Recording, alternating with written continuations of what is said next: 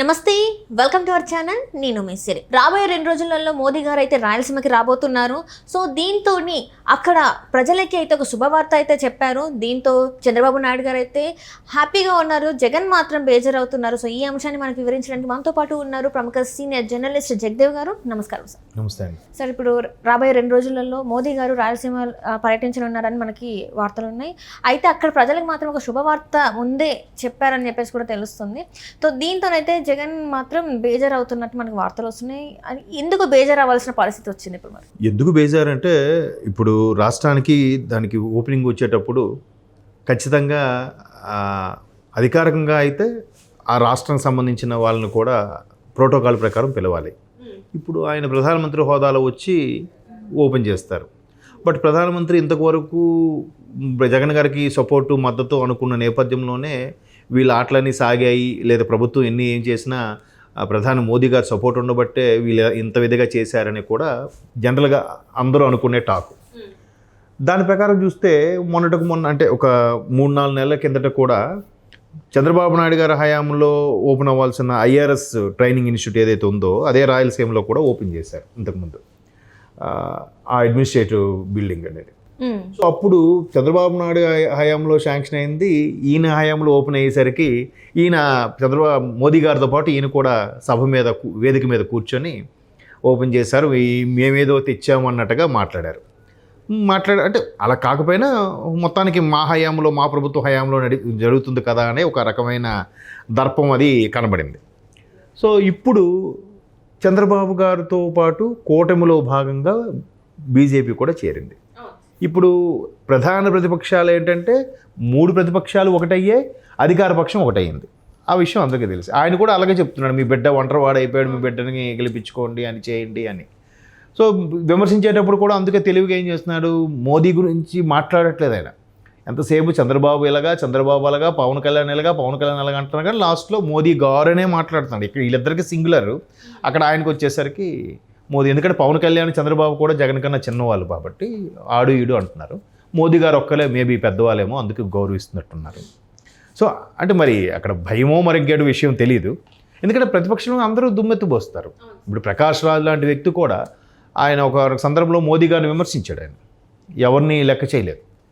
So మరి ఇక్కడ మాత్రం ఎందుకో విమర్శించలేకపోతున్నారు.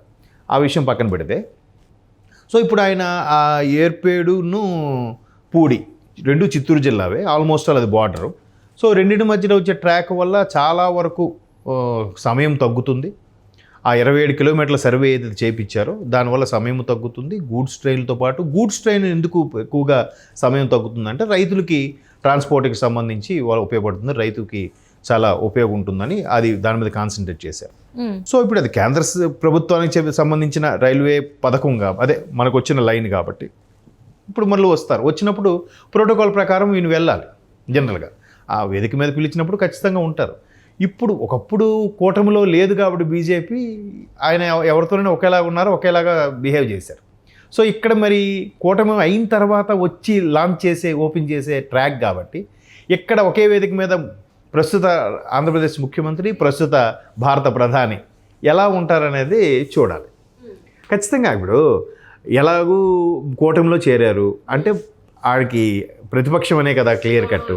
సో అక్కడ మోదీ గారు ఎంత ఇంపార్టెన్స్ ఇస్తారు, ఒకవేళ ఇవ్వకపోతే ఏంటి పరిస్థితి, ఇంకాస్త ఇదైపోతుందా, కొద్దిగా ఇన్సల్ట్గా ఫీల్ అవుతారు కదా ఎంత అనుకోండి. ఇప్పుడు ఈయన ఎంతసేపు ఈయన వెళ్ళేసరికి చుట్టూ మంది, మార్బలము, జెడ్ కేటగిరీ సెక్యూరిటీ అన్నీ ఉంటాయి జగన్మోహన్ రెడ్డి గారికి. అక్కడ మోదీ గారికి వచ్చేసరికి ఆయన తగ్గట్టుకు ఆయన సెక్యూరిటీ ఉంటుంది. బట్ బయటికి మాత్రం నవ్వుతూ పలకరించాలి. కానీ ఇప్పుడు ఎడమొహం పెడమొహంలాగే ఉంటుంది. ఎందుకంటే కూటమిలో లేరు, ఆయన కూటమిలో ఉన్నాడు, ఈయన బయట ఉన్నాడు. అది కాక మొన్న చిలకలూరిపేట సభ జరిగినప్పుడు కూడా మోదీ గారికి సరైన భద్రత కల్పించలేదు, వైఫల్యం అయ్యారు. కావాలనే ఈయన ప్రభుత్వంలో ఉన్న అధికారులు అలా చేశారనే కూడా అది పిఎంఓ దృష్టి వరకు వెళ్ళింది. సో ఇటువంటి నేపథ్యంలో ఏమని ముఖం చూపిస్తారు? తర్వాత ఢిల్లీ వెళ్ళినప్పుడు కూడా చంద్రబాబు నాయుడు గారు, పవన్ కళ్యాణ్ గారు ఢిల్లీలో ఉన్నప్పుడు ఈయన కూడా మోదీ గారిని కలవడానికి వెళ్ళారు. బట్ వెళ్ళిన 20 నిమిషాలకే బయటకు వచ్చేసారు. కరెక్ట్గా మొన్న ఇప్పుడు అంటే పివి నరసింహరావు గారికి భారతరత్న ప్రకటించిన సమయంలో ఈయన కూడా బయటికి హుషారుగా రాలేదు. మేబీ మోదీ గారు హ్యాండ్ ఇచ్చారా, లేదంటే మోదీ గారు సరిగ్గా ఈయన విషయాలకు స్పందించలేదా, అందుకే ఈయన బయటకు వచ్చి కూడా మీడియా మిత్రులతో స్పందించలేదేమో అనే సందేహాలు చాలామంది మీడియా మిత్రులు వ్యక్తం చేశారు. దానికి అనుకున్నట్టుగానే దానికి తగ్గట్టుగానే ఆయన ఎక్స్ప్రెషన్స్ కూడా ఉన్నాయి ఢిల్లీలో. సో వీటన్నిటి నేపథ్యంలో మళ్ళీ ఇప్పుడు మోదీ గారిని మళ్ళీ ఆయన ఫేస్ చేయబోతున్నారు. ఎలా ఉంటారు చెప్పండి?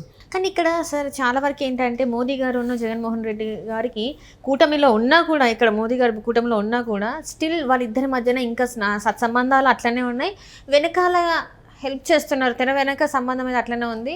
అందుకే ఇటు జగన్మోహన్ రెడ్డి గారే కావచ్చు, ఇటు మోదీ గారే కావచ్చు, ఇద్దరి మీద ఎట్లాంటి వాళ్ళు పరస్పరం ఏమంటారు ఒక మాట అనుకోవట్లేదు. ఎందుకంటే చిలకలూరుపేటలో సభలో చూస్తే అక్కడ మోదీ గారు జగన్మోహన్ రెడ్డి గురించి ఏం మాట్లాడలేదు, ఇక్కడ చూస్తే జగన్మోహన్ రెడ్డి గారు మోదీ గారి గురించి ఏం మాట్లాడారు. అంటే నిధుల గురించి వాళ్ళేమో ఇచ్చామని చెప్తున్నారు, ఈయననేమో ఎలాంటి సహకారం అందలేదు, అది కూడా గట్టిగా చెప్పలేకపోతున్నారు. అంటే ఇంకా వాళ్ళిద్దరి మధ్యన స్నేహం ఉన్నట్టే కదా కుటుంబంలో ఉన్నా కూడా. ఎస్, ఈ అనుమానం మీకే కాదు చాలా మందికి కూడా. అంటే ఇన్ కేసు బీజేపీ అనేది ఎవరికి ఎక్కువ సీట్లు వస్తే వాళ్ళతోనే కలుపుకుపోతుందా, ఖచ్చితంగా కూటమితో నిలబడుతుందా, అంటే గోడమిల పిల్లిలాగా అంటారు. ఇట్లాంటి కొన్ని సందేహాలు అయితే చాలా మందిలో ఉన్నాయి. కానీ ఆ ఒక్కొక్కటిగా పటాపంచులు చేస్తూ ఒక్కొక్కటిగా క్లియర్ చేసుకుంటూ వస్తుంది. బీజేపీ వ్యూహం అంత సామాన్యమైనది కాదు. ఎందుకంటే మొన్న ఎప్పుడు చంద్రబాబు గారికి శుభాకాంక్షలు, బర్త్డే విషెస్ చెప్పని మోదీ గారు ఫస్ట్ టైం మొన్న నాకు తెలిసినంతవరకు గడిచిన 5 ఏళ్ళలో 10 ఏళ్ళలో చంద్రబాబు గారికి శుభాకాంక్షలు చెబుతూ ఆయన ఎప్పుడూ రాష్ట్రం కోసం పరితపించే మంచి నాయకుడు అన్నట్టుగా కూడా ట్వీట్ చేశారు. మరి దాని అర్థం ఏంటి అంటే ఇప్పుడు అక్కడ ఏంటి జరుగుతుందంటే సింపుల్గా రాజుగారి పెద్ద భార్య మంచిది అని చెప్తున్నారు మోదీ గారు. చిన్న భార్య గురించి చెడ్డదని కూడా అనట్లేదుగా. మీరేమంటున్నారు, అసలు ఏం అనట్లేదు, చెడ్డదని కూడా అనట్లేదు అని అంటున్నారు. కానీ రాజుగారి పెద్ద భార్య మంచిది అని చెప్తున్నాడు ఆయన. అదే సామెతలాగా రాజుగారి పెద్ద భార్య మంచిదంటే రెండో భార్య చెడ్డది అన్నట్టే కదా. అంతే కదా. రాష్ట్రం గురించే పరితపిస్తాడు అంటే రాష్ట్రానికి ఇప్పుడు నెక్స్ట్ ముఖ్యమంత్రిగా అయితేనే బాగుంటుందని చెప్పకనే చెప్పినట్టు అయింది కదా. ఆయన మరి చంద్రబాబు ముఖ్యమంత్రి అయితే బాగుంటుందంటే అర్థం ఏంటి, జగన్మోహన్ రెడ్డి ఓడించాలనే కదా దాని అర్థం. సో ఇవన్నీ నేపథ్యంలో రేపు స్టేజ్ మీద ఆ ఏర్పేడు పూడి ట్రాక్ సంబంధించి ఎప్పుడైతే మోదీ గారు ఓపెన్ చేస్తారో దానికి మీరు అన్నట్టు ఎలా ఫేస్ చేయగలుగుతారు అనేది మనం లైవ్లో చూడాలి ఇంకా. ఎందుకంటే ఇవన్నీ ఘటనలు జరిగిన తర్వాత క్లియర్గా ఇప్పుడు జగన్మోహన్ రెడ్డి గారు కూడా మరి ఇటువంటి వాళ్ళతో మోదీ గారు ఎలా కూటమిలో కలిశారో అన్నట్టు కూడా అంటున్నారు. మరి అంటే విమర్శిస్తున్నట్టే కదా. నువ్వు tell your friend name I will tell your character అన్నట్టుగా మీ మిత్రుని తిడితే మిమ్మల్ని తిట్టినట్టు కాదా, ఆబ్వియస్లీ కదా. కాకపోతే మరి అక్కడ కేంద్రంలో వాళ్ళకి అధికారం ఉంది కాబట్టి భయంకో మరి ఇంకా ఇతర కారణాల వల్ల మేబీ ఏం అనట్లేదు ఈయన. ఇంకేమైనా ఇతను ఒకవేళ గద్దె దిగినాక ఇంకేమైనా కేసులు తిరగదోడతారని భయమో ఇంకే ఇతర కారణాల వల్ల తెలియదు. కానీ అందుకు మోదీ గారిని పెద్దగా విమర్శించట్లేదు. బట్ మోదీ గారు మీరు అనుకున్నట్టు బీజేపీ వాళ్ళు పూర్తి స్థాయిలో ఇలాగుంటారా అలాగుంటారనే సందేహాలు చాలామందికి ఉన్నాయి. కానీ ఎప్పుడైతే కూటమిలో బాబు గారు యాడ్ అయ్యారో అప్పుడే బయటకు వచ్చిన తర్వాత బాబు గారు సభలో కూడా చెప్పారు, ఈసారి పకడ్బందీగా కూటమిలో చేరాము, అన్ని రకాల సమాలోచనలు చేసి. అంటే దాని అర్థం ఏంటంటే నాకు అర్థమైంది, ఈసారి ఖచ్చితంగా మాకేంటి మీకేంటి, మేము మీకు సపోర్ట్ ఇస్తాం, సపోర్ట్ ఇవ్వండి, మేము మీకు ఏ విధంగా సపోర్ట్ కావాలో అలా చేస్తాం, మీరు మాకు ఏ విధంగా సపోర్ట్ మాకు మాట ఇవ్వండి అని ఈసారి పకడ్బందీగా అన్ని సమాలోచనలు చేసే కూటమిలో చేరామన్నట్టు కూడా ఒక స్టేట్మెంట్ ఇచ్చారు. సో కాబట్టి ఇవన్నీ చూస్తే ఇండైరెక్ట్గా మోదీ గారు కూడా ఇప్పుడు ప్రధానమంత్రి హోదాలో ఉన్నాడు ఆయన. మరీ వీళ్ళలాగా చిల్లరగా వీళ్ళలాగా మాట్లాడలేరుగా. అందరూ కొంతమంది ఎలా మాట్లాడుతున్నారు, సన్నాసి యదవ 420 అలా మాట్లాడలేదు కదా ఆయన. కాబట్టి అలా ఉన్నాడు. మధ్యలో ఈ ట్వీట్ల ద్వారా ఇండైరెక్ట్గా చిలకలూరుపేటలో కూడా మాట్లాడలేదు అంటున్నారు. ఎలా మాట్లాడారు, నెక్స్ట్ కాబోయే మీకు ఇలాంటి ముఖ్యమంత్రి కావాలా, ఇలాంటి ముఖ్యమంత్రి కావాలా తెలుసుకోండి అన్నట్టు అడగడు. చాలదా అది? మీరు చూడండి కావాలంటే.